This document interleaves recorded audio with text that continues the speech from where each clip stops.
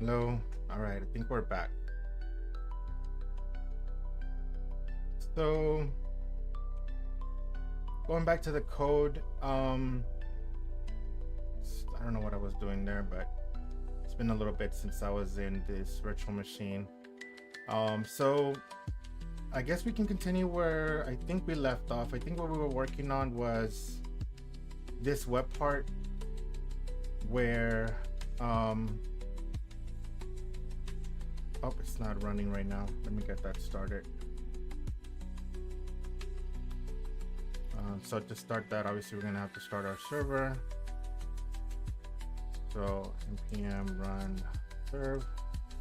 This is going to start running our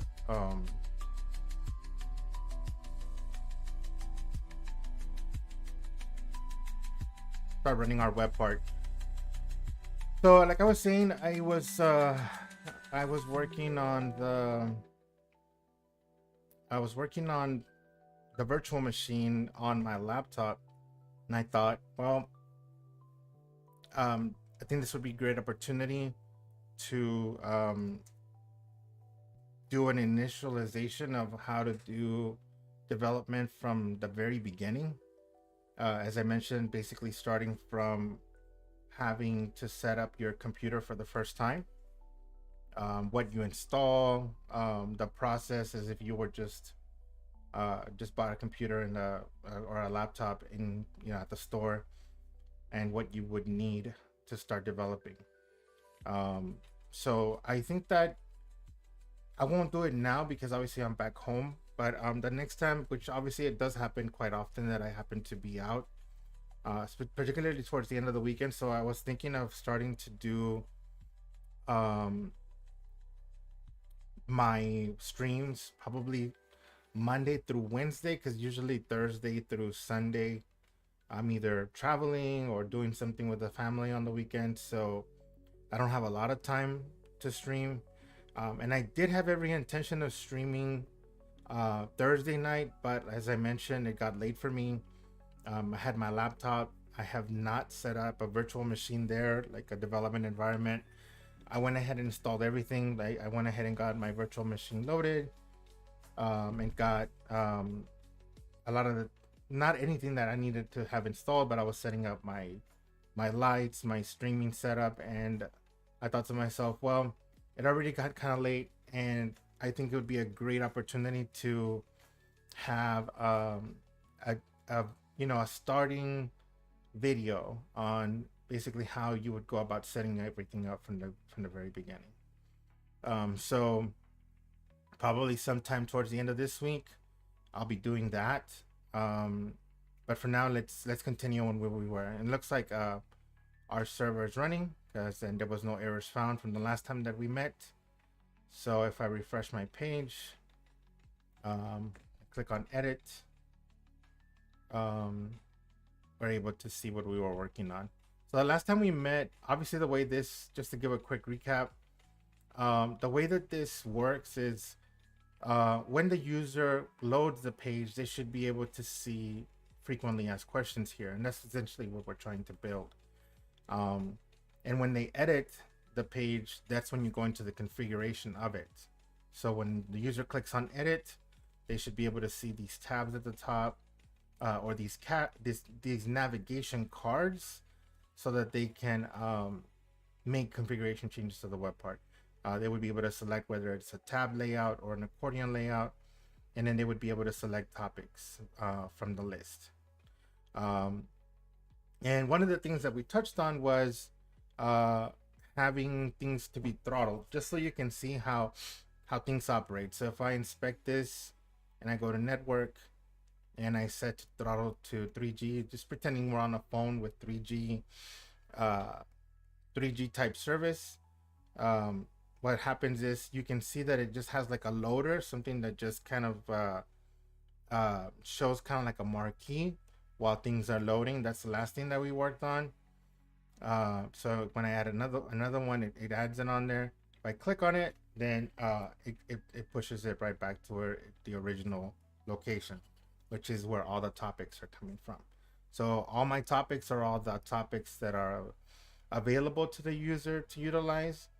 and then they can add selected topics to the list. Um, and vice versa, right? They can add and remove, and then when they have all the topics, they can come into the question and answer, and add questions to each individual topic. Ultimately, what we're aiming for is to have something like this, where the user can have several different topics on the page, and they're basically just tabs that are available to the user.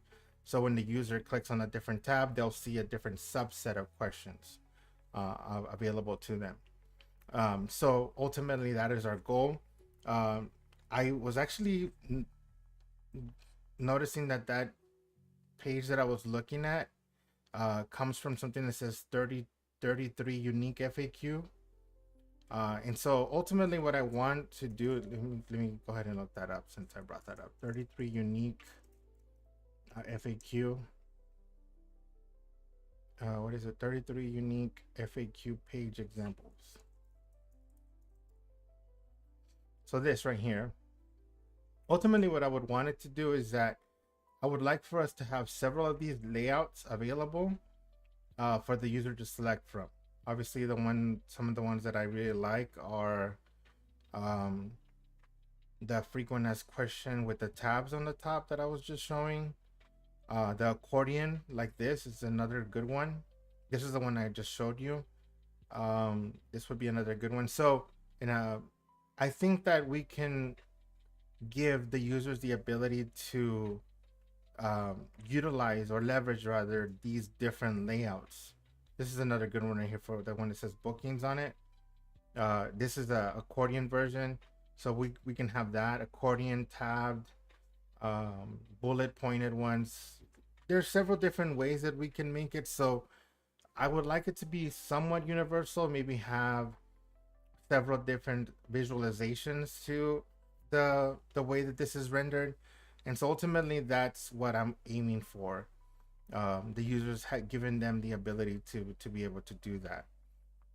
One of the things that I noticed there was a bug on the last time we met, but before I even go into that bug that we discussed the last time we met, I don't like this. So the way this is set up is it needs a loading scenario, because essentially what's happening is every time the user moves an item from the first array, meaning the first set of items at the bottom, to moving them up to the top, the problem that we have there is that every time the user does that, it's essentially fetching the data from our server, and that's why we need to load or have those little marquee things showing up. And so that's not ideal. Think of it as if you go to social media, if you open any social media, it's not every time that you move things around, things usually only change locally. It's only when, like, if you click, like if you're scrolling through your feed, everything is cached locally, but then when you click on messages, that's when you start seeing the little marquees that are showing you or indicating that something is loading. But that's the only time that you see it. And so that's what we should be able to see here. We should only see those little marquees whenever we're loading the topics, right? Because that's the time that we're saying, okay, bring the data back from the server and display it for me. Other than that, we shouldn't really see loading until we re-render, and then we want to re-show or refresh the page. So I've been thinking a lot about that. Even though like I said, I haven't logged into this virtual machine, but I had given it a lot of thought, and I thought to myself, that's not ideal. What's happening? So I think that one of the things that I need to do is fix that. We need to remove that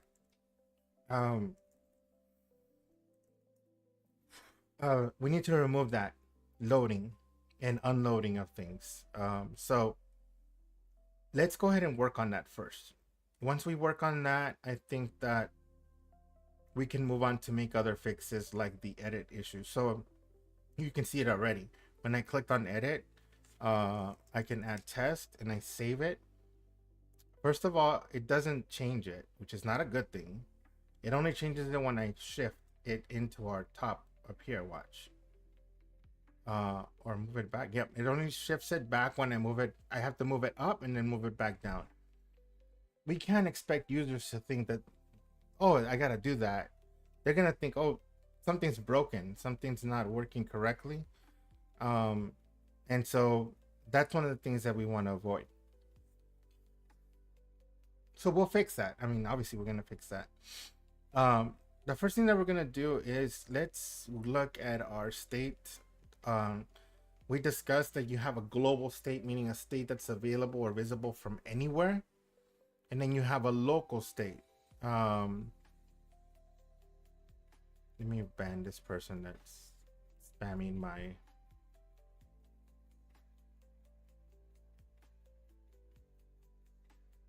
I know that there was a way that I figured out the last time to ban them.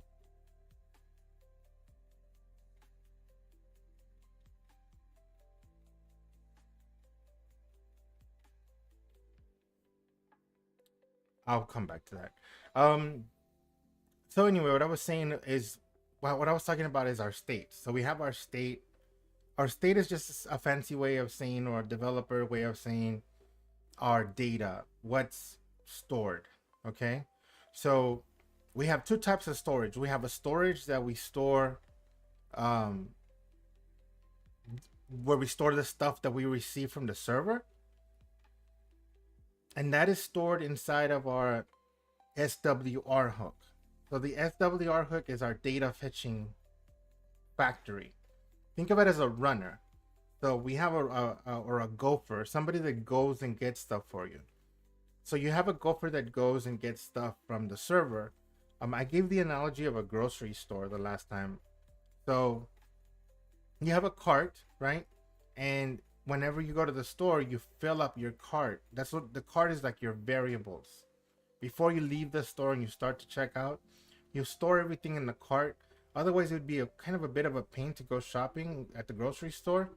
And you're at the grocery store and you gotta buy one thing at a time. You gotta go and get it, come to the register, pay for it, go get something else, that would be very, very painful, right? So we have variables in programming where we store data, where we store what we're gonna use, okay? Because we don't want to have to be constantly going back and forth. And so you have data that is stuff that you're gonna go and get from the shelves in our scenario, right? But then you have your local properties, your local variables.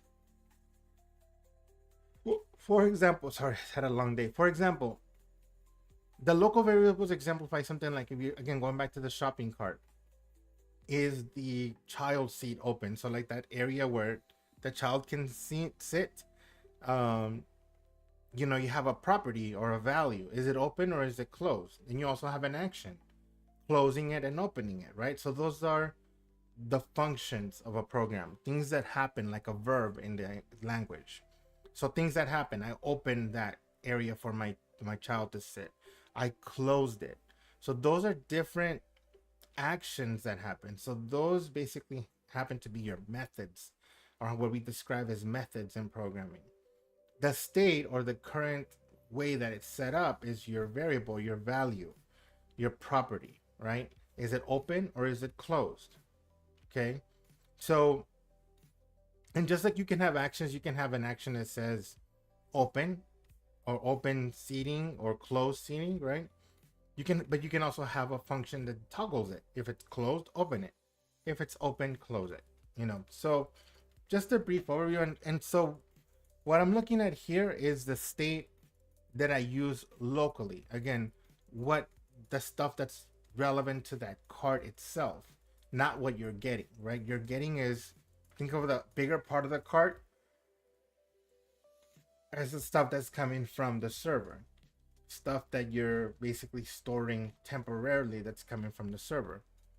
So on our Webpart store, which is the file that we have open right now, this is what's just stored locally. And so we have an error, we have a hide error message, we have the layout selection and the ID of the array. And that's actually what I'm gonna get rid of. Because when I sit back and think about it, I don't think that we need that. I think that we need the ability to store the topics, cache them locally for them to be able to preview them, and then once they've decided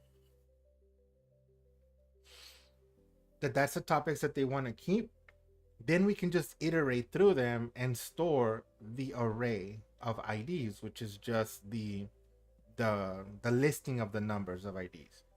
So we're gonna clean this up. I'm gonna actually get rid of that, and I'm gonna get rid of this function as well. And I'm gonna get rid of this function. And that's obviously gonna render quite a few errors.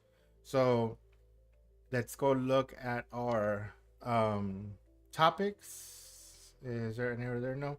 I think it would be under topic selector right here where we would have an issue. Yep. So here's our issue. So first, let's get rid of that. And instead of bringing in that property, let's go to topics under topic. Excuse me, I can't talk today. So topic selector.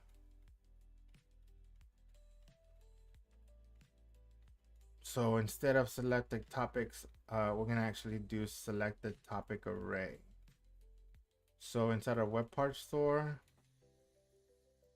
we're gonna set selected topic array and set selected topic array. That's what we're gonna utilize. And we're gonna replace anywhere that this appears with our topic array. And we're gonna replace this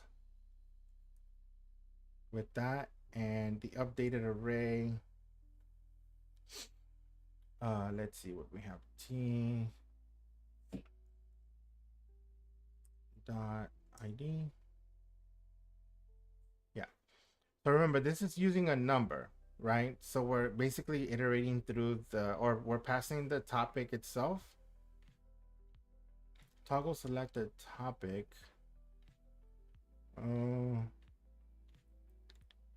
Actually, no, we need to change this. Let's go back, get rid of that. This actually needs to be an FAQ topic type. For context, let's go to our app property so I can give you some context on that. So we have an FAQ topic. The FAQ topic has an ID and a title and a string that as an OData property. And the FAQ item is going to be our questions. That these are topics and these are our questions. So here I'm basically saying change this to be a topic rather than a number. And that gets rid of this error that we had here, because initially it was thinking that it was going to receive just the number, which obviously is not what we're going to do.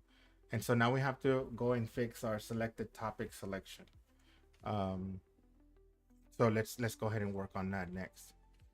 So the selected topic selection is, we're not going to use this anymore. We're going to just use this, and it's going to be FAQ topic array. I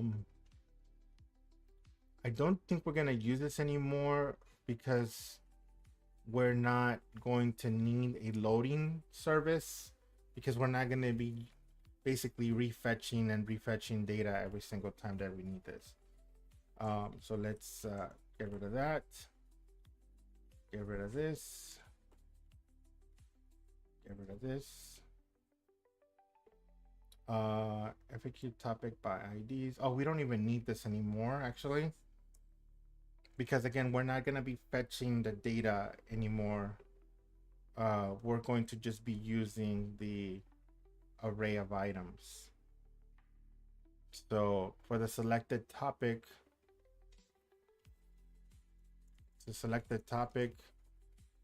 we're just gonna be we're not even gonna use number of loaders either, because we're not gonna be loading any stuff anymore. So we can get rid of number of loaders.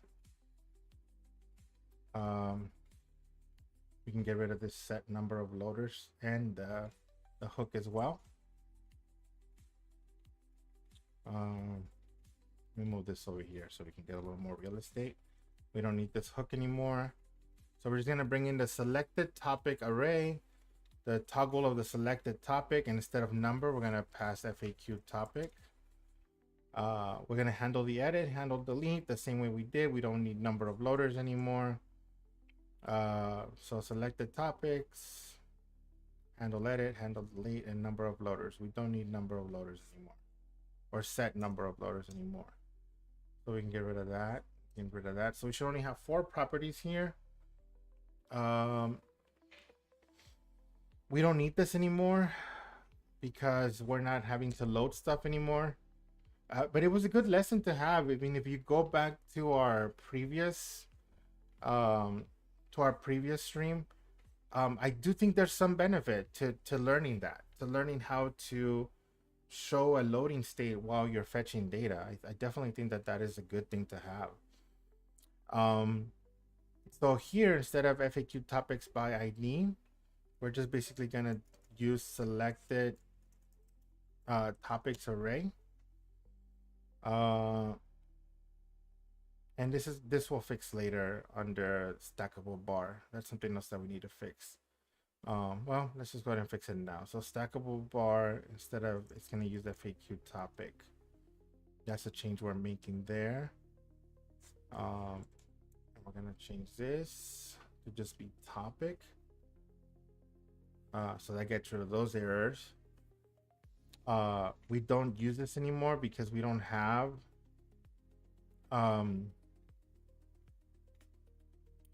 a loader anymore. So we're just gonna basically show our placeholder.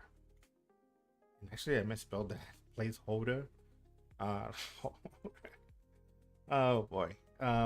Sometimes I stream late in the afternoon after my work day, so forgive me if I make some mistakes here. We don't need that one anymore. And so our topic selector still, oh, here we go. This is a problem. We change this and we change this. We don't need number of loaders or setter for the number of loaders anymore. And for our all topics section, we need to fix that as well. So let's open all topics section, topics, and we're gonna change this to just be the FAQ topics array. And this is going to be FAQ topic as well. Handle edit, handle delete stay the same. We're going to change this, change that. So this is going to be t.id. Wait, am I correct in that? Filter topics, topic.filter. FAQ topic, select the topics array, some t. Oh, that's what I'm making a mistake on. This is actually FAQ topic. Yeah. So where t.id is equal to topic ID. All right, so that should fix that. We can get rid of ID array. And why am I getting number of loaders we don't need anymore? We can get rid of that. And if we save all of our changes, I'm pretty sure we have errors somewhere. Let's find out. 2 errors. Where are our errors? Let's expand. So it looks like under question answer, we got rid of that. FAQ topic by IDs. Oh, we're not going to use this hook anymore under question answer. So under question answer, we're just going to select the array. And so here, we're just going to use our selected topic array. Yeah, and we're not going to use this hook anymore. All right, let's look and see if we have any more errors. 1 error. FAQ Webpart has an error. Oh, okay, yeah. So this one on the FAQ web part, we're gonna select topics array and select topic array, config objects. So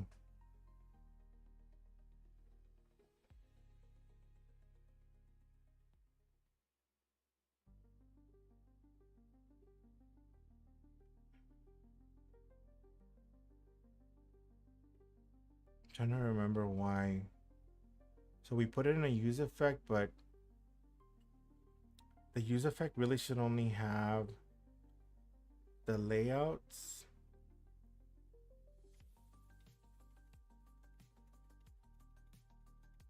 No, we are gonna need the hook here. We don't need, no, we do need the array, but actually here, we're gonna have to bring in our FAQ topics by ID. Let me get rid of this for now. Use FAQ topics by IDs. And this is going to have the config object. Let's set up our config object outside of this use effect hook. So we're gonna need our config object topics.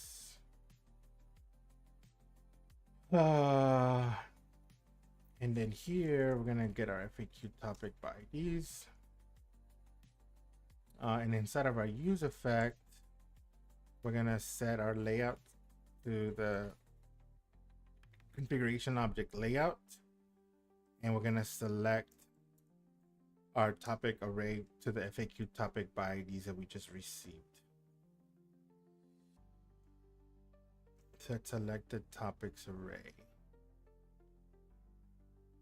FAQ topic undefined is not assignable to FAQ topic. Oh, yeah. So we can just say if there are nothing there, then go ahead and put an empty array in there. And then here, this is going to reset if our config object changes, if the layout changes,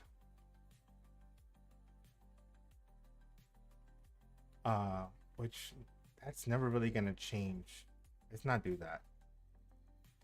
What are the things that could change? The things that could change are FAQ topics by IDs. And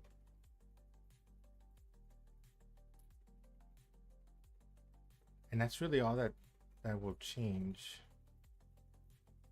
Oh, I forgot to close the dependency array. Get rid of that. There we go. Okay, I think that should get rid of all of our errors. No errors found. Great. Perfect. Now let's wait for our page to reload.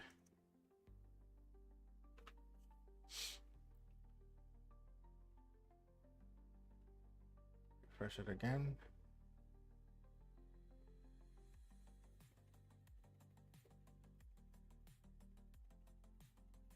And the benefit that we get from writing everything in TypeScript is that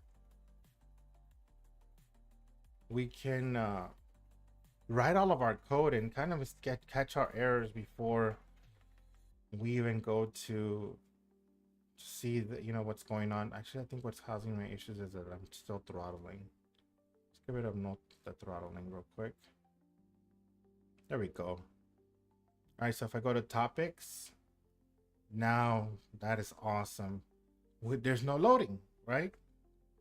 Voila, perfect. This is exactly what we wanted. We don't want the user to have to see the loader anymore, because what we were trying to do in that previous version that I was working on was we were essentially telling the user to go back to the aisles every time. They were constantly having to go back and forth. The analogy is, like I said, you're at the grocery store, you are shopping, you go to the register, you pay for that one item, put it to the side, you go back to the aisles, pick another item, come back to the register, and we start the process all over again. And so we don't want to do that. We don't want to have uh, I just figured out how to ban this person. Let me ban that person. There we go. So as I was mentioning, we don't want to have the user have that level of experience, right? We want to be able to have them click on items and immediately show that. That's not to say that that's not a use case, right? Where you may have a scenario where you may have to how do I skip? There we go. So you may have a scenario where that may apply. You may have a use case where you may have to have data be fetched with every re-render, with every time that somebody changes something. So I wouldn't discount that. What we did the last stream was actually a good thing to learn. Um, it wasn't the ideal for this scenario. We could have kept it, but it's not ideal, right? I think this is a much smoother way of doing things. We're still gonna have that bug. So if I click on it, you can clearly see uh, it doesn't update. It doesn't update until I move it back. So that's gonna be our next thing that we fix.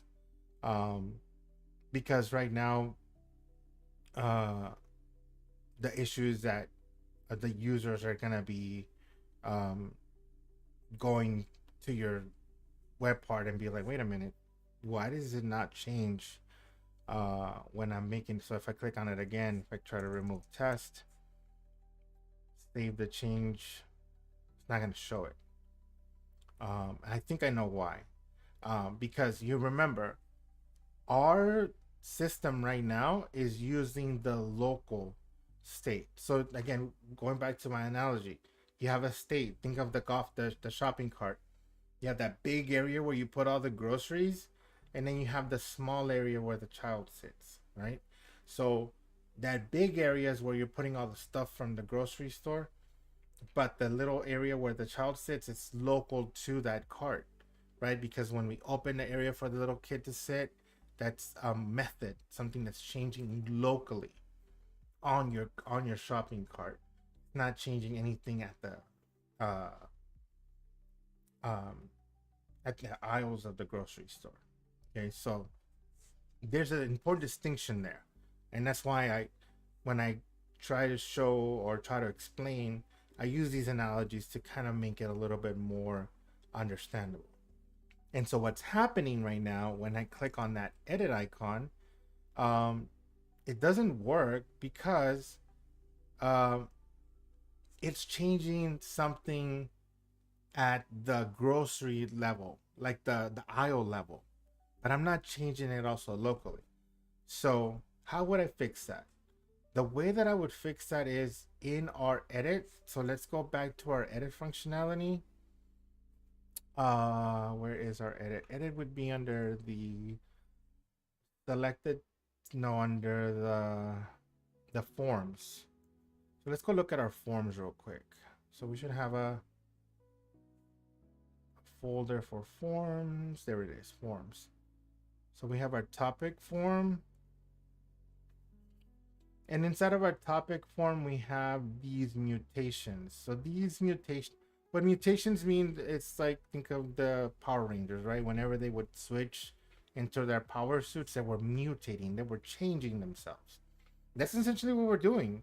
When we click on edit, we're mutating that. We're changing the value, right? So when you're watching the Power Rangers and they would do, the morphing into the Power Ranger, they were essentially changing their appearance. They were changing their value. And so that's essentially what we're doing here too. When we're talking about mutation, that's what's happening. But one of the things that you'll notice is that the mutation is applied to the item at the server level, not at your local level. What you're working on right now, right here, on the shopping cart. So that's, like I said, that's the important distinction that you have to make in understanding what we're doing. And so to do that, let's go ahead and go to inside of our topic form when we're awaiting our mutation here. let's this is for when we're adding, which I think we're gonna also have to um, make some modifications there. But here in the mutation, we have to first of all store the updated item. So let's store it in a local. Again, we're talking about local things that change locally on the shopping cart. We're not talking about things when we modify it. We're changing it at the server, but we also have to remember to change it locally for us. So we're gonna store the updated topic inside of a variable. Think of this as a property, right? We were talking about properties. Shopping cart, the seating area is open. That's a property. It's open or closed. That's a property of it. Think of this shirt, it's black. So that's a property of it. It's not an action, it's not doing anything, it's just describing something. So we're storing that property whenever we update this. We're basically sending that runner to that, to the grocery aisle, and we're telling change the name on that package. But just because he went and changed the name on the package in the aisle doesn't mean that it changed it on the cart. Remember, you have that product in the cart, and the cart is completely isolated from that is what is in the grocery aisle. So that's why it's important to have a distinction between them, and that's what I'm trying to make sure that it's understandable what's happening. And so now that we have that, we have to update the topic. So to update the topic, we have to find the topic within the array of topics that we have. So the first thing that we need to do is we need to find out if it is part of the selected topics. So remember, let's go back to our part here. So they can either be in two different areas, right? They can be in the selected topics, or they can be inside of all of the topics, because we're basically allowing the updating on both. We're not limiting the user to say, okay, you can only make modifications if it is in the all topics. We could do that, but I don't think that, again, it's all about user experience, and you don't want to limit your users to only be able to make changes whenever it's going to make your job easier. No, we need to be able to allow the user to make the changes regardless of whether that is either in the selected topics or if it's in the all topics section. It's irrelevant which one it is on. The user should be able to change it, but we need to obviously program for it. So let's find out if it is a topic that it has been selected. So if it is selected, let's go ahead and go to the selected topics. Selected topic array, and we're gonna have to bring I thought we had it in here. Current topics.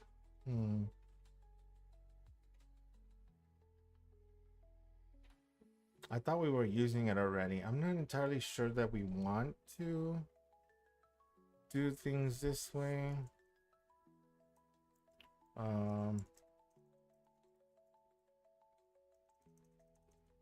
Let's see. I don't know. I'm trying to think if that is what we want to do.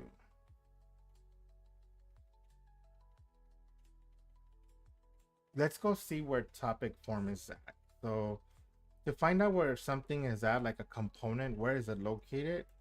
We're gonna look for that component, topic form. So topic form is found under topics TSX. So let's go look at topics TSX. So we have our topic selector, and then we have our topic form.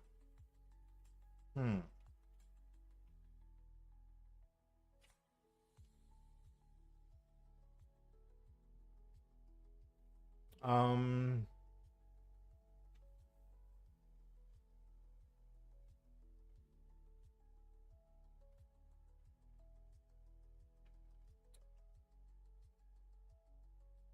I think that this needs to change because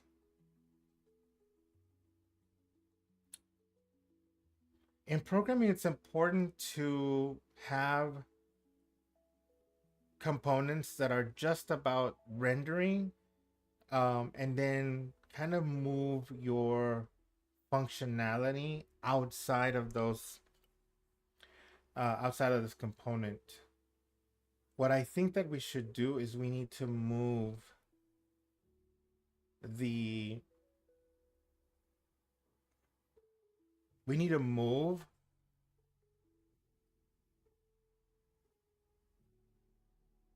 I think we need to move stuff around. Yeah.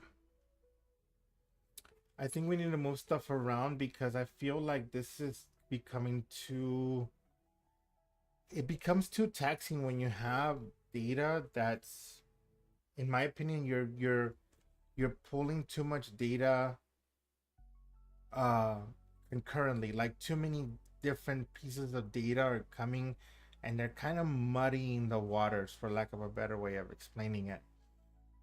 So think of it as it's hard to put an analogy on it that I can think of right off the top of my head right now, of how I'm trying to explain things. Essentially, what I'm trying to say is whenever something happens, or whenever something is changed, you don't want to have too many areas where that data is being referenced. So, for instance, if I wanted to, in the topic form, check whether I'm modifying that in the selected topic array, then the problem becomes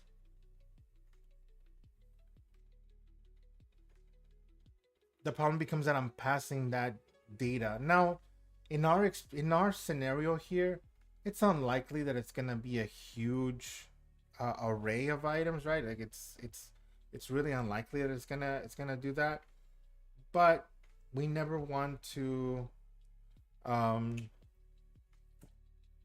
we never want to regardless of the size of your application, we never want to do things just because I can get away with it, right?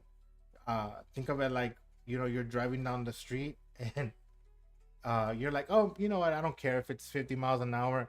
I'm gonna go 70. I can get away with it. I don't see anybody or a police officer miles down the road. Just because we can get away with it doesn't mean that it's right. Similar how we do things here. Just because we can get away with just passing a property, it doesn't mean that we should do that. And so I think that this submission function needs to be kind of pushed up a level, right? Like it doesn't need to be in the form. The form should just be in charge of gathering what we need, the data that the user's typing into their keyboard on the computer. We don't need it to uh do more than that, and that's essentially what we're having to do right now, by doing this. um so let's go ahead and do that. So as I mentioned, topics is where topic form is at, and topic form we need to have uh the submission of it go outside of our form component. We need to move out of there. We don't need to uh, muddy the waters, as I was mentioning earlier. We don't need to do that. So um this right here is going to have to move, and these are going to move as well. So let's go ahead and start by moving those. So copy this, and we're going to put this out here.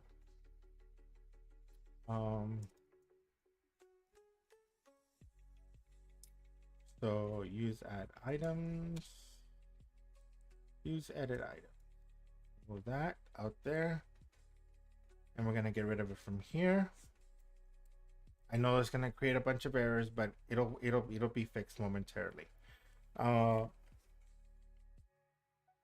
and we need to move this out of here.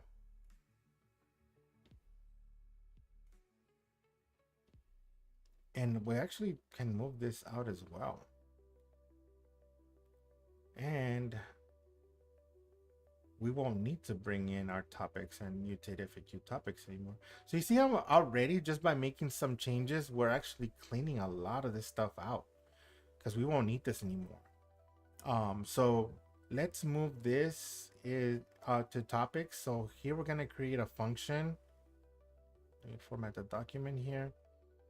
So we're gonna create a function that's called submit topic form, and it is gonna be an async function. And it's gonna be very similar to what we have here. It's going to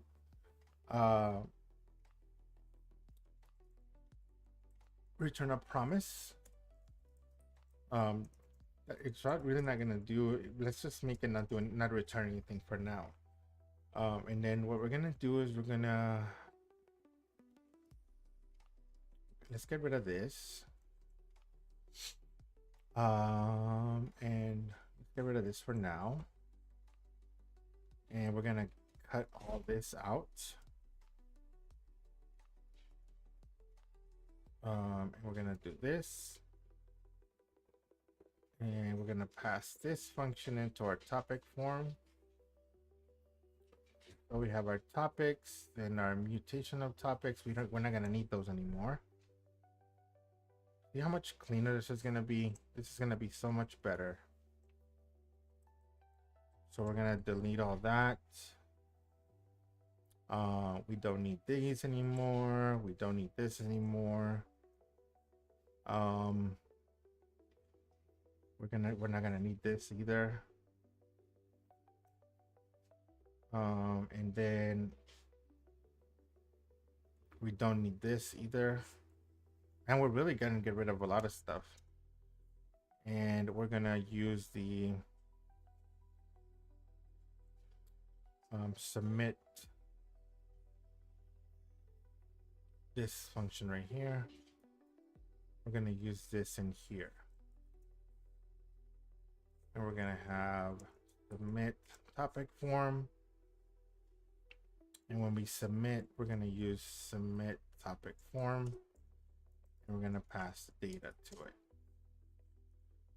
And actually we need to make sure that data, which is gonna be FAQ topic type.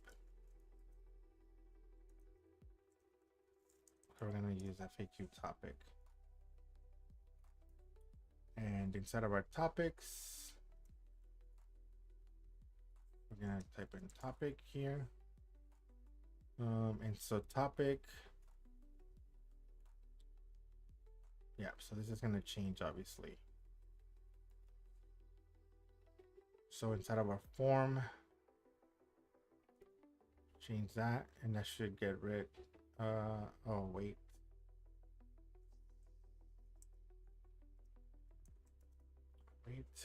All right, so that should get rid of that error. And this will be a lot cleaner. Do we need this? I don't think we need that anymore. Oh, I guess we can use that still.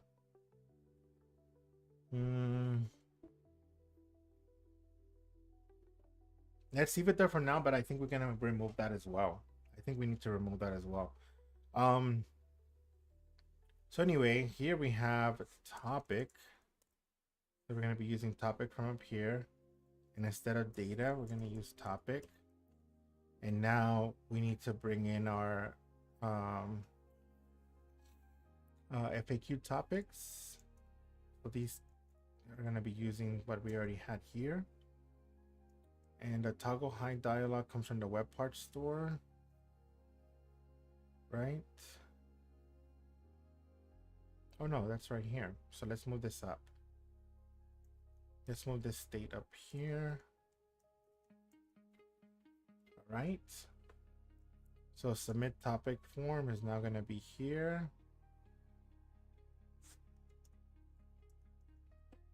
Look at that. That's so much cleaner. What's the problem here? Oh, that's why. I'm using the FAQ item hooks, and these should be FAQ.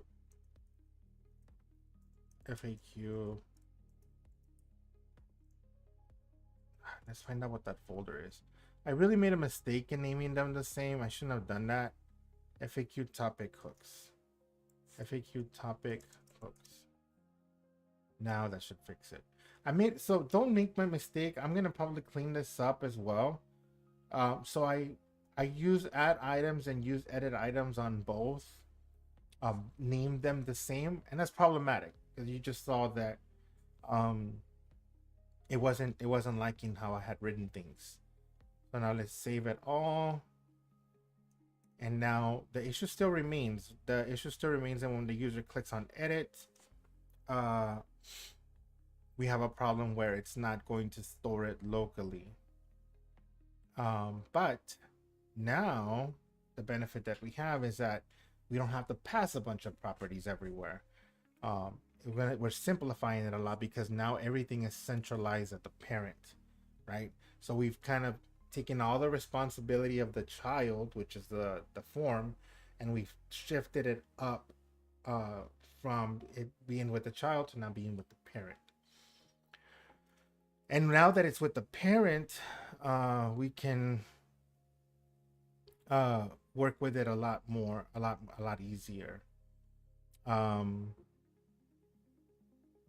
So what we were saying is if we're modifying it, we're gonna store this in a local variable, updated topic. And now the updated topic, are we using the Webpart store here? Actually, now that I think about it, this needs to be in a, where does this come from? No, that comes from there. The Webpart store. Yeah, I think we should move the Webpart. I was gonna move it out anyway. So let's move it out here. Move it out here. And then let's wrap this in a try catch. So let's move this into our try. And inside of our catch, we're gonna set the error and toggle the error message. And then on our error, instead of having here, let's put our error function out here.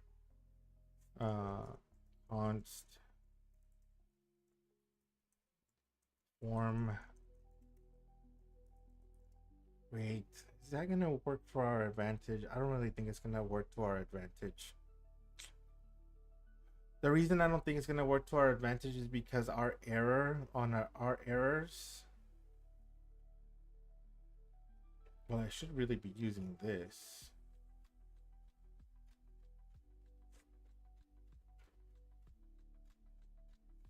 Because where is this being used other than here?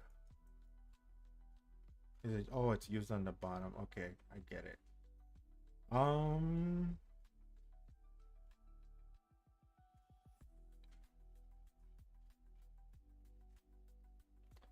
I think I'm gonna leave this here. I don't think it's, oh. Control Z. Yeah, I'm gonna leave this as is, but I'm still gonna use the Webpart store in here for the errors. And then we're gonna leave the error function where it's at. All right, so now we have to find out where we are. Are we updating? Is the user clicking the edit button within the selected topics or outside of the selected topics? And that should be relatively, we can do this many ways. Like, you know, there's many ways you can handle this. Um, I don't think that having the system have to do the guessing or finding out whether you are within that area or not is the best way of doing things. I think that because the user's obviously pushing a button, we can actually have the system automatically set a flag to say, okay, if it's in selected topics, give it a thumbs up. If it's outside of selected topics, give it a thumbs down. So we can kind of put in like a little flag into our edit to be able to tell us that, I think. Um, and we can do that by inside of our uh inside of our selected topic bar, stackable bar. Let's look at our stackable bar. So here we have our action button, and our action button on edit, it's gonna edit the topic. But where's our edit function at? Let's go to our edit function at our edit function. So our edit function is our edit function. Our edit function was, so stackable is under selector, right? The topic selector. Let's go look there. So inside of our topic selector, we have our handle delete and our handle edit. So here we can actually add a is selected topic, and we're gonna make this an optional thing. And it's gonna be a flag, right? So it's going to be a flag that if it is inside of our selected topic, we should put that flag to true. If it's not, we should set it to false. Let's handle it that way. So where is the, okay, so we have our form. Where's our format? Our form was in topics.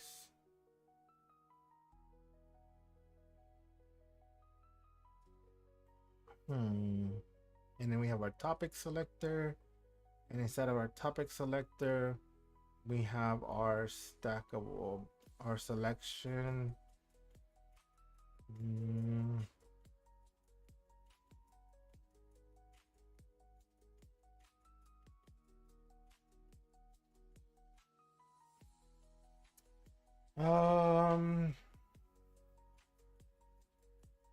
We have to figure out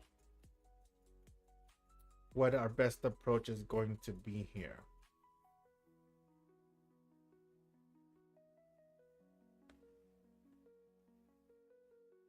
Gotta think. We definitely want to have that Boolean field, but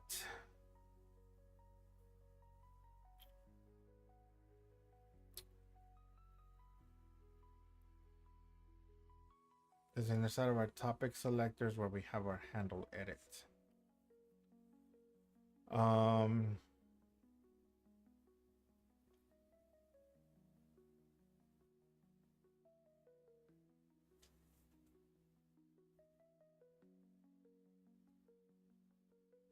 Let's just write code. Let's stop overthinking it. All right, so inside here, we're gonna create a new Boolean field for the selected topic. So, and then this is very similar to the way that the open dialog works. We can actually leverage the same use Boolean states that are here. So where's my function? There's my function to edit. Okay. And instead of hide topic dialog, we're gonna say is topic selected. And then this is gonna be toggle select, toggle topic is selected, and we're gonna use Boolean. And here we're gonna say is selected topic, and if because is selected topic is optional. uh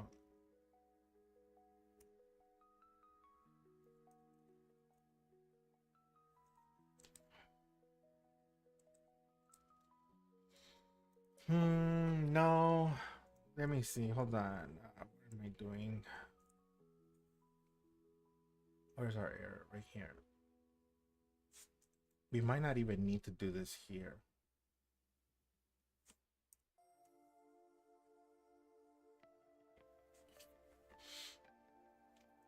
Um,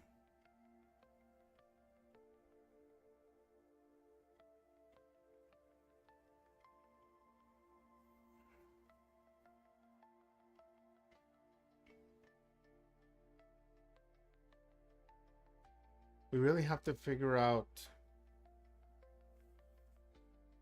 Okay. On edit, we want to have the selected topic is the one that's going to turn that on. But if it is true, we need to toggle it back to false. And so when we're editing it in our handle edit, we're gonna have to check is topic selected. What does this do? No, is topic selected. If it is selected, turn it off.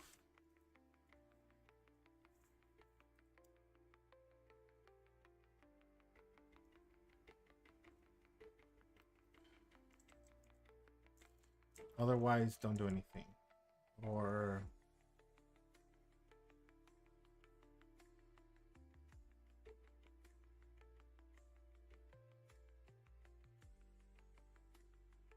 let's do it this way. We can always refactor it later. If is topic selected, toggle. No. Toggle is selected. There we go.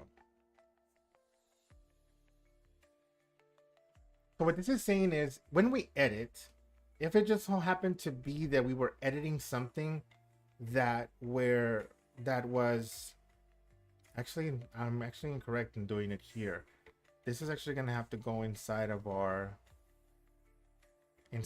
function, which is this topic selector. Yeah, because if we're updating a topic and it's there, then we need to move. So this actually needs to be at the parent under topics. Yeah, so here we're gonna format the document.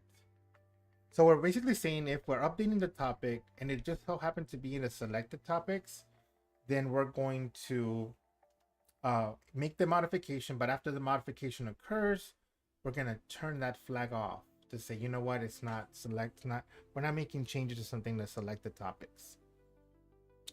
All right, so yeah, so now that we have that, so this is good. Now we need to be able to leverage this outside in our topic selector. So we're gonna use this right here in our topic selector. So inside of our topic selector, we're gonna need this. Yeah.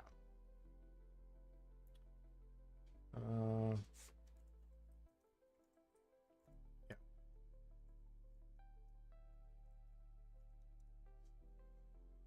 So here on this one, anything that is selected topic is gonna use that. So in the stackable bar, we're also gonna do this, but was that a void? Let's go back. Under topics, we have our, yeah, it's a void, which I mean, obviously it's a void. It's not returning anything. All right, so yeah, so here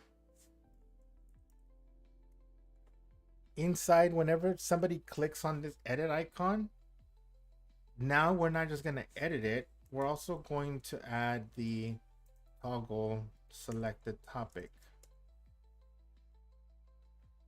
I mean, this one, toggle is selected. Why am I getting an error? Oh, because it's optional. Let me just have I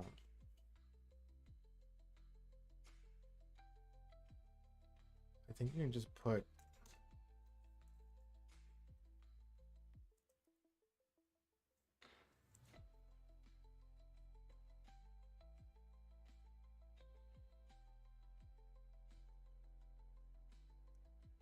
let's see if this doesn't.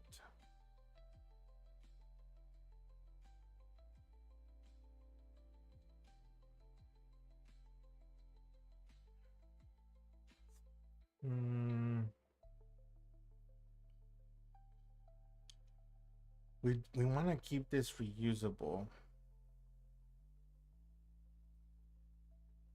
and we only want to use this if the topic is in the selected topics.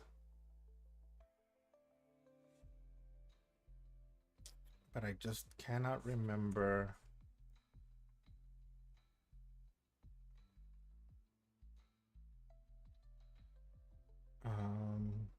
how this is.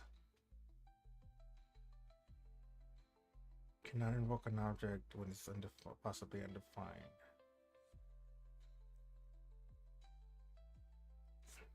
Not invoke and possibly undefined. I know that there's like a, I think it's a period or a question mark. React function.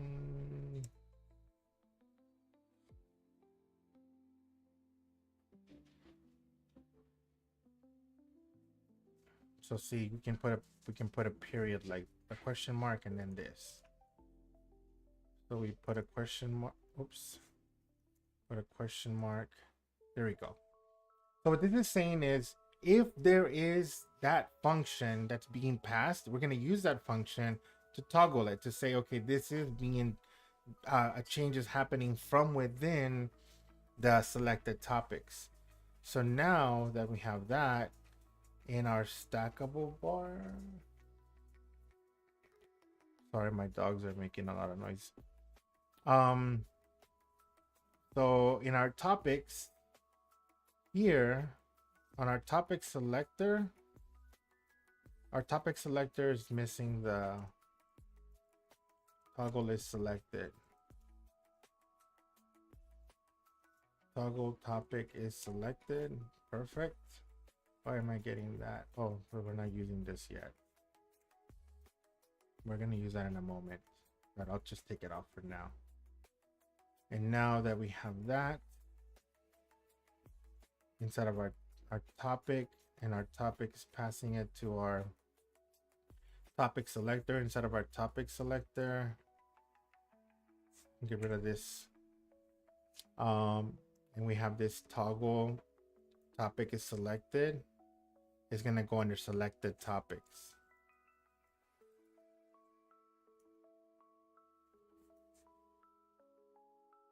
Let's go to selected topics. So inside of our selected topics, we're going to pass the function that we just got up here. This right here. And we're gonna utilize this inside of our stackable bar. Yeah. So now what this is going to do is it's basically going to outline and make it stand out more like a sore thumb. Hey, this actually is coming from our selected topics, meaning the user clicked this edit icon when the item was inside here. All right, and if they did, then we know that where we need to update. If they didn't, then we need to update the alternative. Okay, that's essentially what I was trying to get at. Is we need to find the fork in the road. Okay, where did the user click on this? Did they click it under selected topics, or perhaps under the array of unselected or the items that haven't yet been selected? All right. All right, so let's go ahead and work on that part next. So when the user edits in the topics, we're gonna have to store this const updated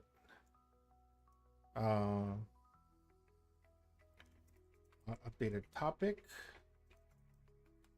and the updated, so the mutate is gonna return an array of FAQ topics. So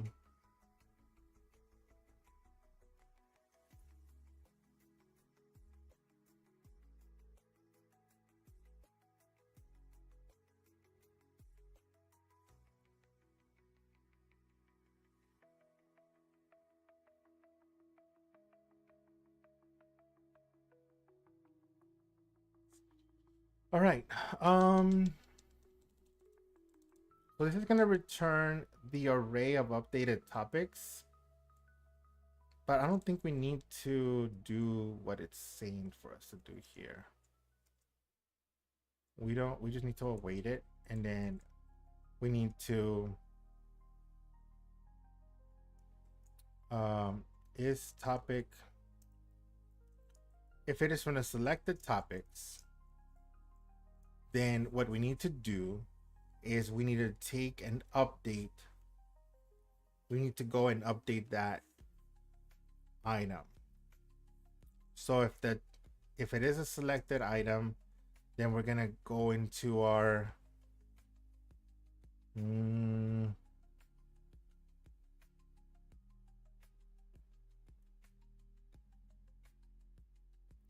Webpart store.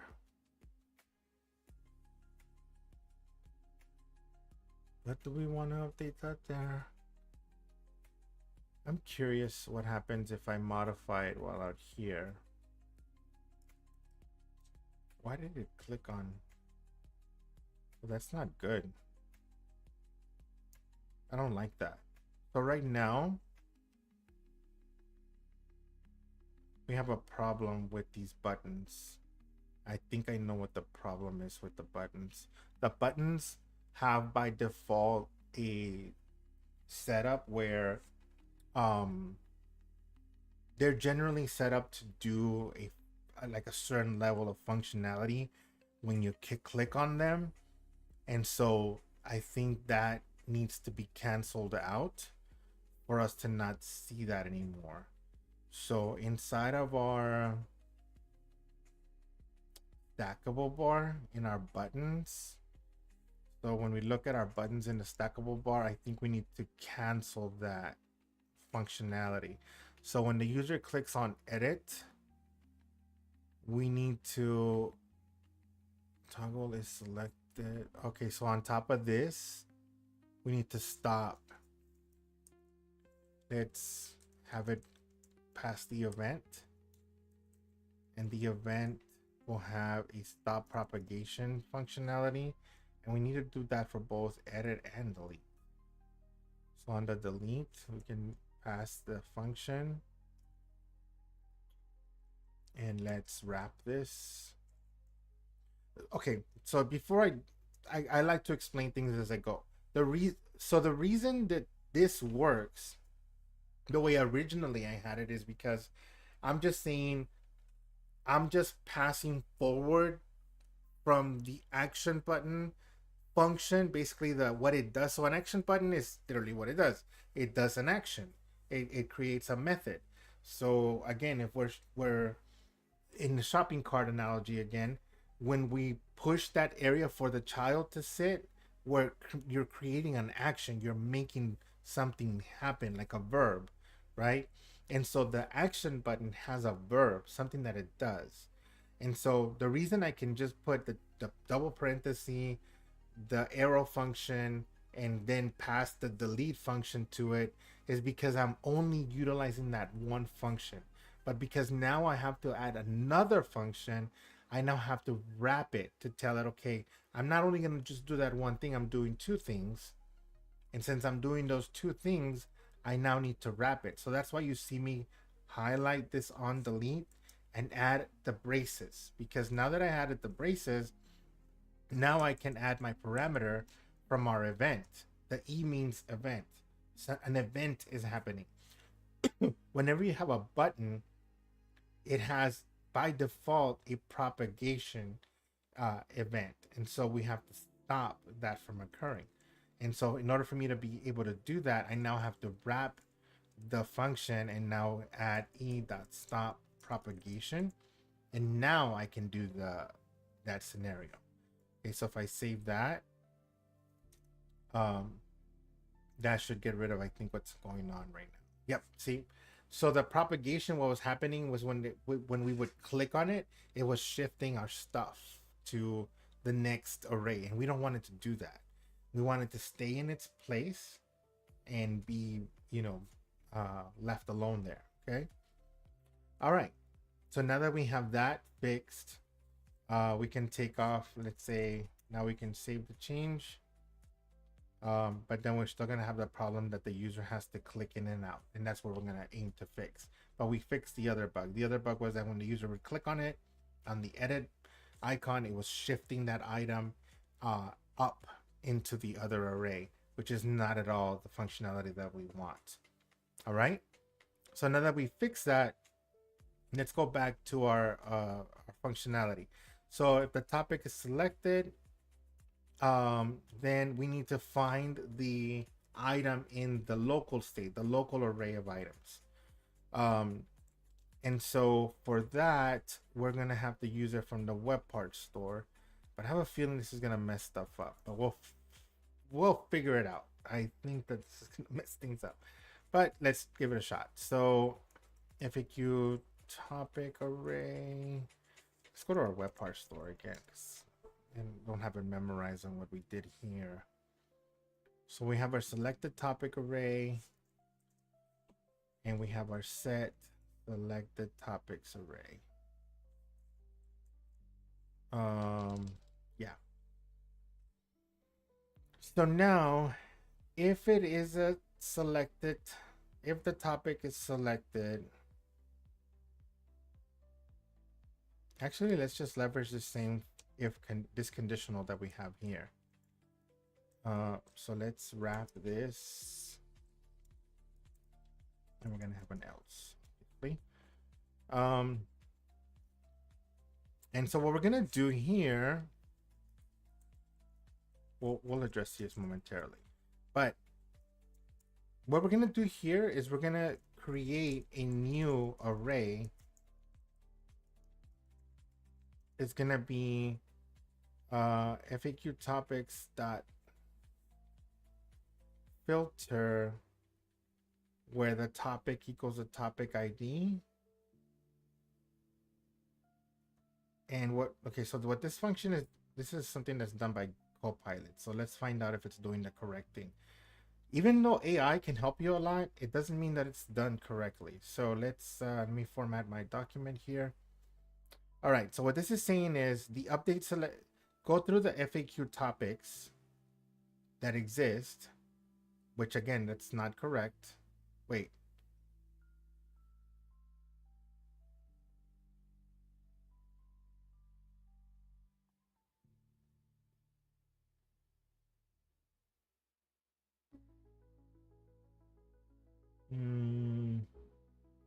This is not correct. This is not correct. Let me just write it out. So we want to update the selected topics array with the edited topic uh, in the parameter. Yeah, in the parameter that's pushed.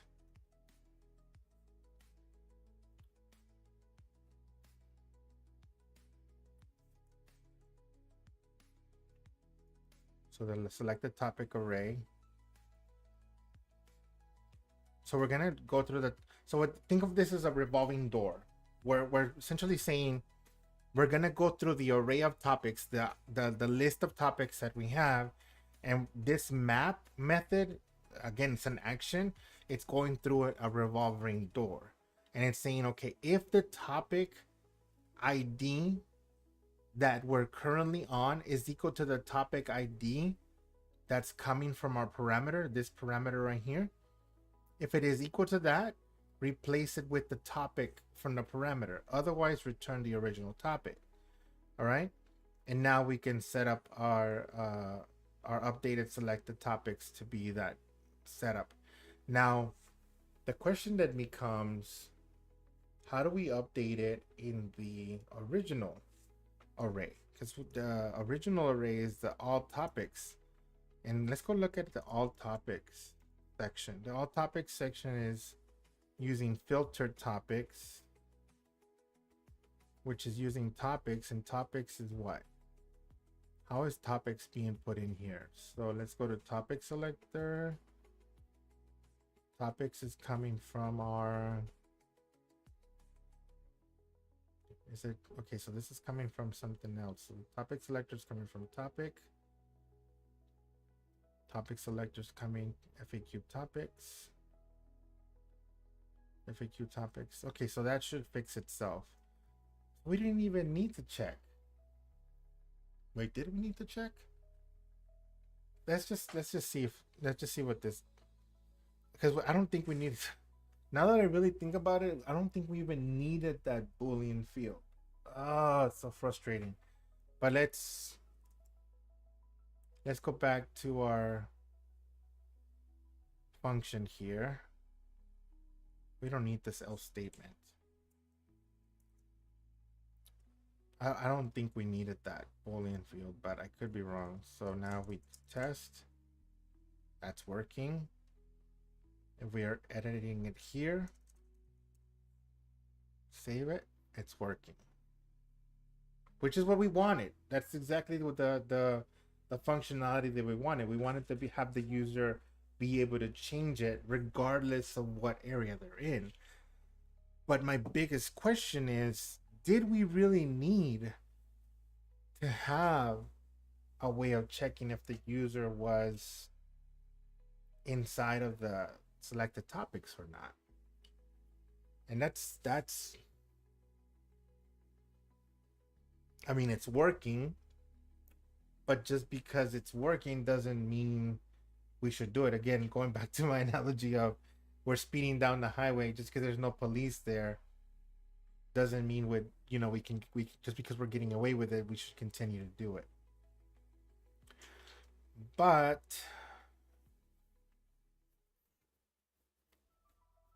I think it's a good thing that we did, now that I really sit back, and because imagine we could technically not have that Boolean field, but then we would have to constantly be checking every single time. We would have to go through that revolving door and say you have 10 items.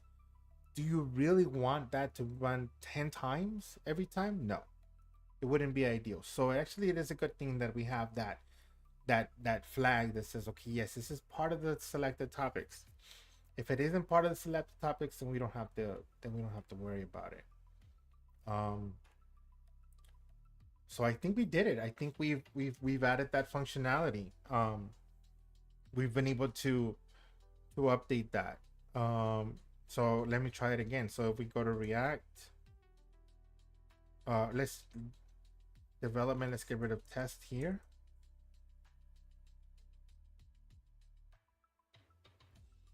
Okay, that didn't work. That didn't work. Why didn't it work?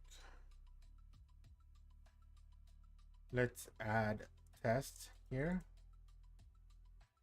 Move it back outside, modify it, get rid of test. Okay.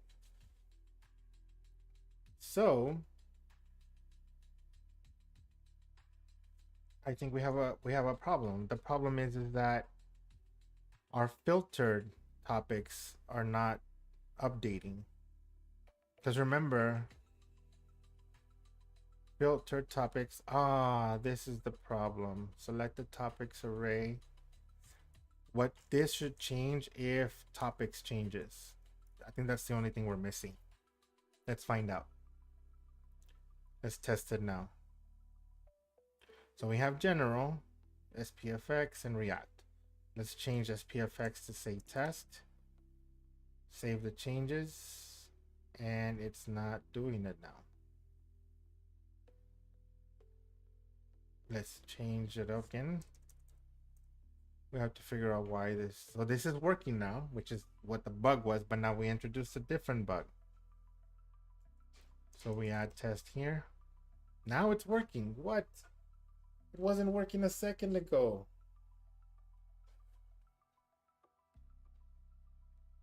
What is going on?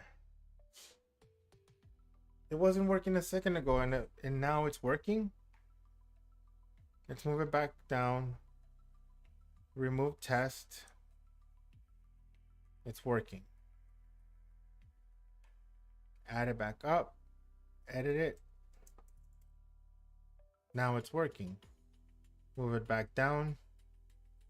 Remove test. And it's working. Okay. I'm gonna pawn this off to just a fluke. That's happening because it's obviously working. I didn't see an issue. I didn't see an issue occurring again. So I think we made great progress. So we made this work obviously a lot faster. The user can now have a more a faster responsive design, which is what we want. The next thing that we have to work on is once they selected the topics, go in here and allow them to add questions. So I think on our next stream, that's what we'll tackle. So far, we've already got this part working. We got this part working. Oh, actually, the only thing that I don't know if we have working is, let's go to development and let's delete it. That's not working. And it's gone because I put it back down. So we have the same issue for delete it. But I think we can follow the same methodology. So if I add a topic, development, gonna show up and I can add it back. Okay, but we have an issue with delete. So let's fix that real quick. And I believe it should be under topics is where we have our delete. And so when we delete an item, we're gonna have to have the same functionality added there. But where is our delete function at? Our delete function is probably under topic selector, maybe. Yeah, handle delete is in here. So here we're gonna have to do the same thing. If same how we did the edit. Wait, no. We didn't do anything.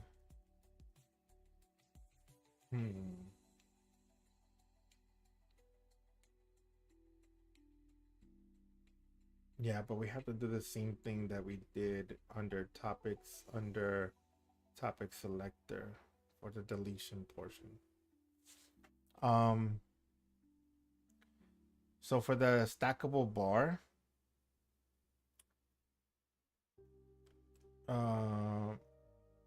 if it is there for delete, so we're gonna add that there, and then on our topic selector,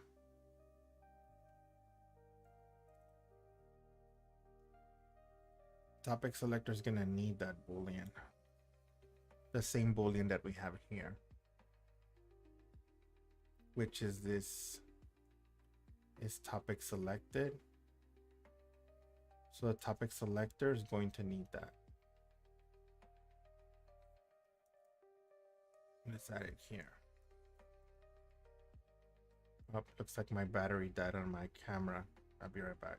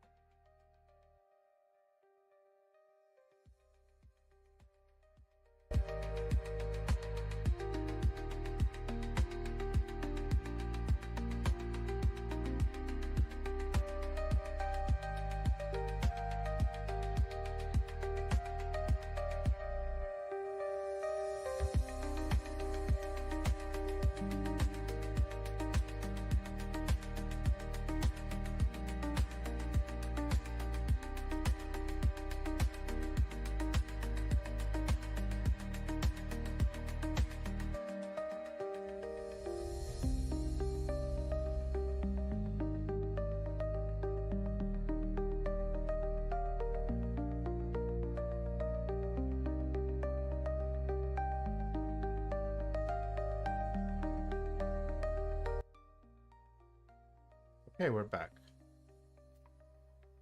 So let's go back to what we were working on. My camera dies. I have a limited amount of juice available there, so I'm actually thinking of investing in something that just stays charging the whole time, so I don't have this problem anymore. Right, so we were working on adding this topic selected property in our state because we need it in our delete. So if is topic selected, then we need to create a new array from the selected topics array. Do we have the selected topics array? Yep, we do. So essentially what we're doing is we're going to remove. So what this is saying is we're going to go through the array of items that we have currently existing, and we're going to filter is very similar to map. The only difference is that the map goes through all of them, looks for a specific thing, and then does something. What filter does is that, again, it looks for that specific thing, but instead of doing something, it just kicks it out. So think about it this way. You know, you have 5 friends and the 5th one has been, or the 3rd one has been kicked out of the group. So the revolving door, first friend comes in, yep, you're good, come on in. Second friend comes in, you're good, come on in. The 3rd friend comes in and you're like, nah, I don't want you here anymore. Keep them going. And so that guy doesn't get in the group anymore. So that's what filter does, is doing that revolving door again, but instead of allowing that one individual to come in, it's not going to let them do that. So essentially that's what we did here, is we're saying if the ID of the topic that's being deleted is not equal, that means it's not the same, come on in, friend, you're welcome in. But if it is part of the ID, then it's not going to let them do that anymore. And this should fix our issue. And then here we're gonna pass that property to it. All right, so now our delete functionality should work. So if I we already know that in the all topics it works, because if I delete development, it's gonna be gone, no problem. If I add it back, I add the topics there, I add it up here, and before, when I would click on delete, it wouldn't remove it.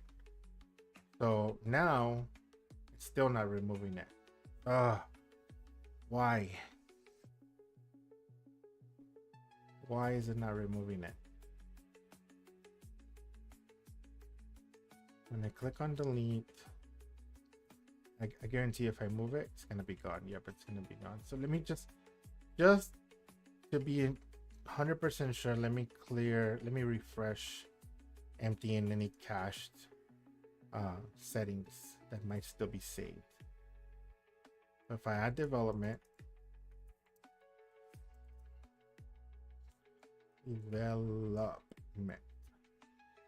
I add the topic, it's there.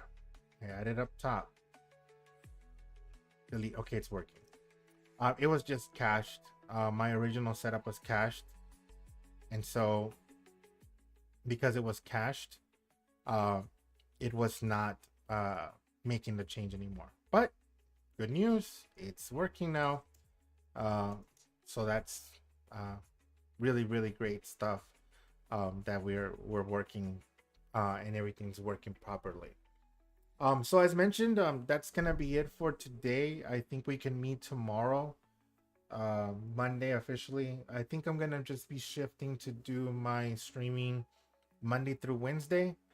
And so far so good. We've worked on our layout settings, our topics. We can edit and delete. Actually, now that I think about it, before we move away from topics, we need to work on the order.